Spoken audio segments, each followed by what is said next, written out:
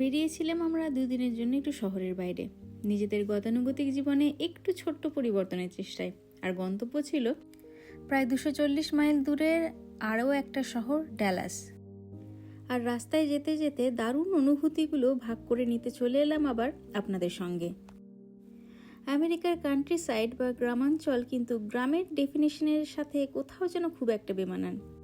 এখানে country side মানে শুধু খালি জমিই নয়, এটা কিন্তু একটা লাইফস্টাইলও বটে।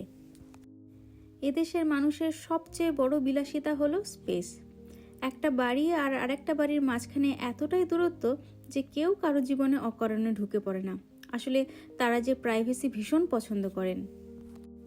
বড় বড় জমি, দূরে একটা লাল রঙের বার্ন, কাঠের বেড়া আর সবুজ ঘাসের ওপরে ঘোড়া বা গরু চড়ে বেড়াচ্ছে, এটাই কিন্তু এখানে খুব পরিচিত একটা জীবনধারা, র্যাঞ্চ লাইফস্টাইল।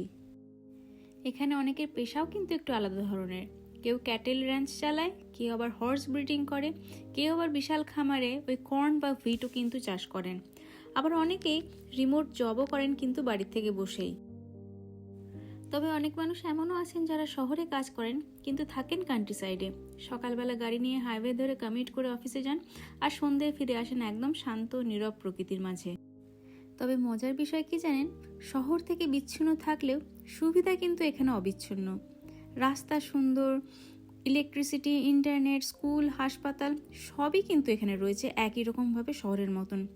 হয়তো শহরের মতন হাঁটা দূরত্বে নয়, কিন্তু গাড়িতে 10 থেকে 20 মিনিটের মধ্যেই কিন্তু সমস্ত কিছু এখানে পাওয়া যায়। আসলে এই কান্ট্রি সাইড কালচার শেখায় যে জীবন শুধু ব্যস্ত শহরের ভিড়ে না, জীবন কখনো কখনো অনেকটা ধীর, শান্ত আর নিজের মতনও হতে পারে। কখনো কখনো মনে হয় এত বড় পৃথিবীতে মানুষ আসলে খুব বেশি কিছু চায় না, একটা ছোট্ট বাড়ি, একটু প্রকৃতি আর নিজের মতন করে বাঁচার স্বাধীনতা।